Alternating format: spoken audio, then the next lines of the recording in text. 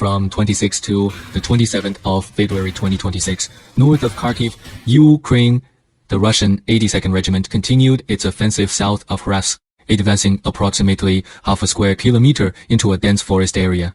Southwest of Siversky in northeastern Donetsk, part of the Russian Third Army advanced about 2 square kilometers north of Pazino, while another part advanced about half a square kilometer west of Nikiforivka, reaching the northeast of Fedorivka-Druba.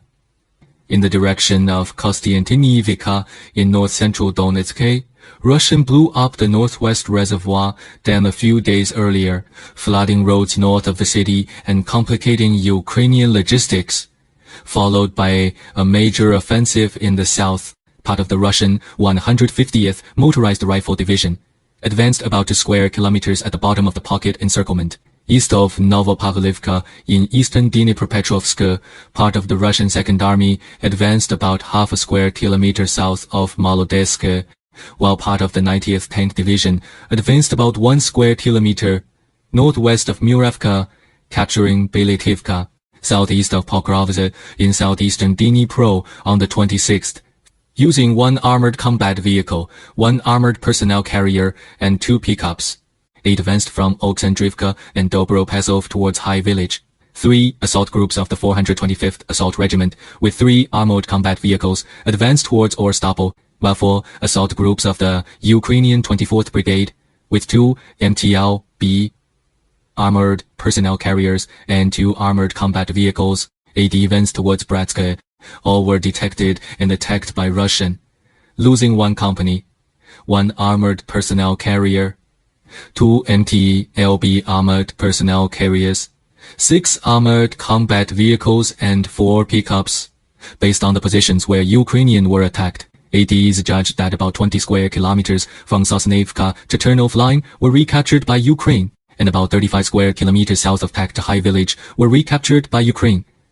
On the night of the 26th, assault groups of the Ukrainian 225th Assault Regiment advanced on foot towards Rystvienka, and assault groups of the 33rd Assault Regiment advanced on foot towards Ternivate and were attacked after being detected by Russian, losing at least 1 platoon.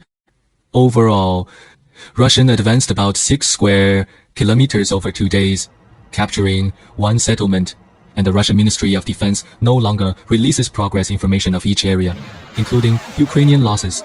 Ukrainian counter-recaptured about 55 square kilometers and 2 settlements, claiming Russian losses of 1360 on the 26th and 1280 on the 27th, a significant increase compared to before.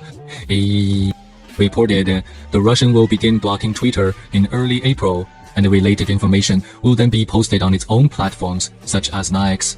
Over the past year, Ukrainian has been very careful to keep military secrets, and the tweeters they post rarely contain valuable military information, such as unit numbers or locations. However, the Russian army, from the Ministry of Defense down to various units, occasionally posts information such as unit numbers and locations. For example, commanding which units captured which areas. There are Twitter accounts 7E and 7E Azov, called as Northern Channel, which initially posted under the pretext of assisting the Russian Northern Group in recruitment and raising funds, basically relevant units to compact them. Later, they evolved into self-proclaimed overseers and internal spokespeople of the Northern Group, posting Russian army missing person notices and leaking large amounts of Russian military secrets, such as unit numbers and location information. They also used information, photos and documents sent to them by uninformed Russian soldiers or their families, frequently publishing tweets about the difficulties on the front line, officers' involvement in pornography, gambling, and drug issues, and discrimination against wounded soldiers and their family. Lies at the back. Currently, they are collecting and posting reflections on the 4th anniversary of the war, all without exception, expressing dissatisfaction. Recent posts about the front line mostly only mention place names without specifics of achievements. But the posts about personnel and property losses in Russia's Belgorod region are very detailed. The account has been named by the official account of the Russian 44th Corps as a Ukrainian information warfare account, aimed at obtaining Russian military secrets and undermining morale. Russian blocking of tweets will help reduce such leaks of confidential information.